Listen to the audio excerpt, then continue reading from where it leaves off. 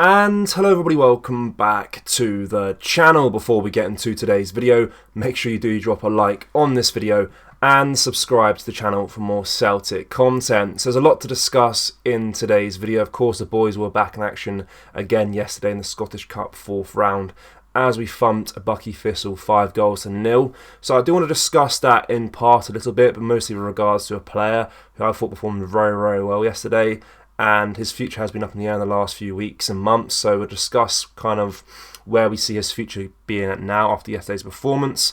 I also want to discuss some huge Cameron Carter-Vickers news with regards to his future at the club as well.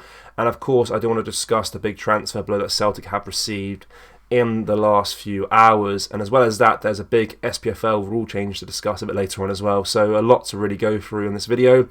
But let's start with the game yesterday, of course, because it was a very convincing performance, of course. I know it's Bucky Thistle, but it's been a little while since we last played, and it was good to get, good to see the boys back in action, and a 5-0 win is always nice as well. So, of course, the player I want to discuss is Rocker Varta, of course, because Celtic youngster Rocker Varta scored his first goal for the club in Sunday's dominative 5-0 win over Bucky Thistle. Of course, it was a special moment for the Irishman, who was given a rare first-team opportunity by Brendan Rodgers.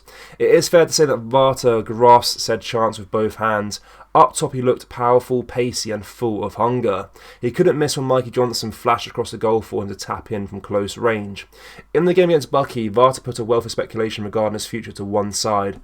Going into the match, there had been contrasting reports over whether he would pen a new deal at Celtic or depart for Italy, but he certainly strengthened the will among the supporters for the former with his performance. His current deal at the club expires this summer, and it remains to be seen whether the teenager will sign on and look to truly kickstart a senior career or depart in search of a fresh opportunity. Now, my personal opinion is I'd love to see Varta stay at the club beyond this season. 18 years old, I think he's got a very, very high ceiling for what he can achieve in football and at Celtic.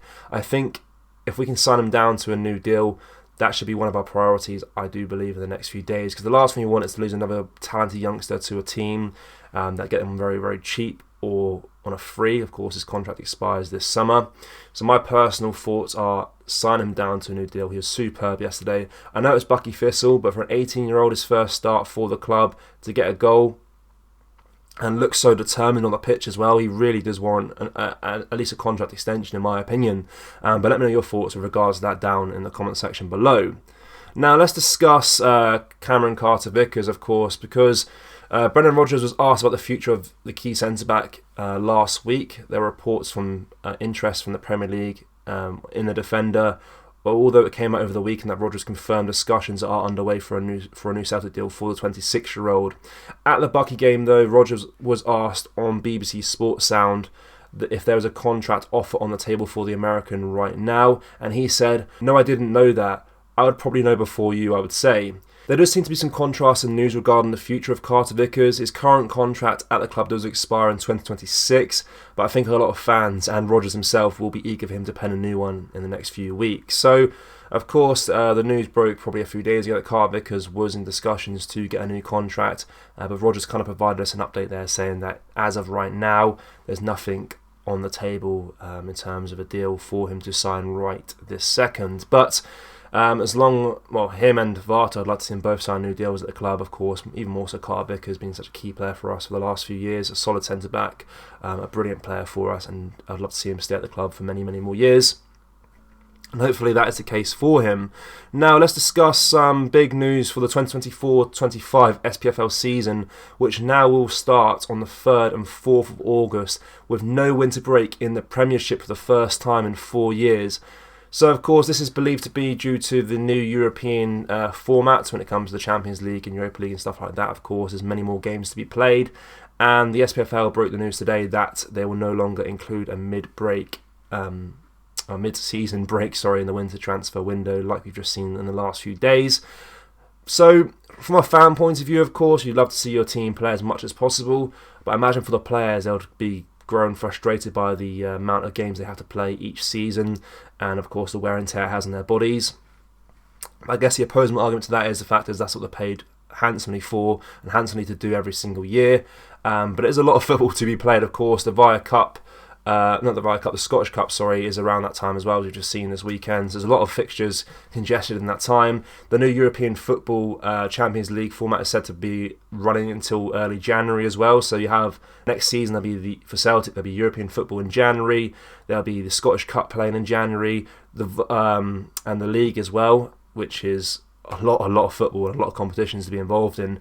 So that is quite interesting, I think. As a fan point of view, it's very good for us. We get to see our team play more and more often. But yeah, as I mentioned, the players probably wouldn't be too keen on that, to be completely honest with you.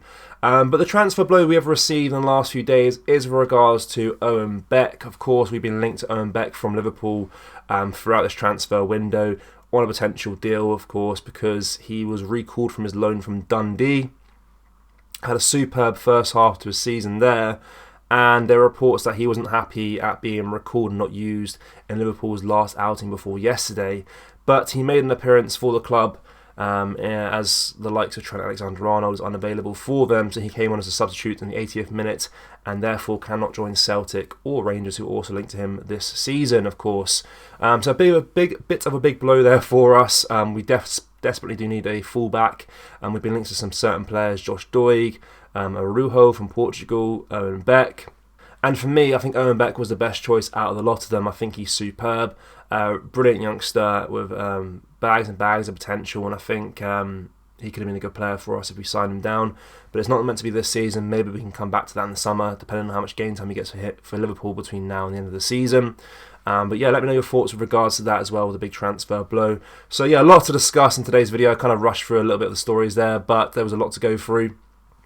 I'm keen to know your thoughts, firstly, on the game yesterday, in particular Rockavata's performance.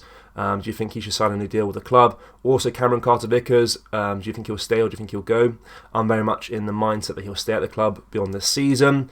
As well as that, of course, let us know what you make of the Owen Beck one as well, and the new SPFL rule change that will take place at the start of next season, with the season starting from August the 3rd to the 4th. And then the fact there's no winter break for the first time since the COVID season. So there was a lot to go through in today's video, guys. I hope you enjoyed it. Make sure you do drop a like if you did, and subscribe to the channel for more Celtic content. Thank you. Take care. Bye-bye.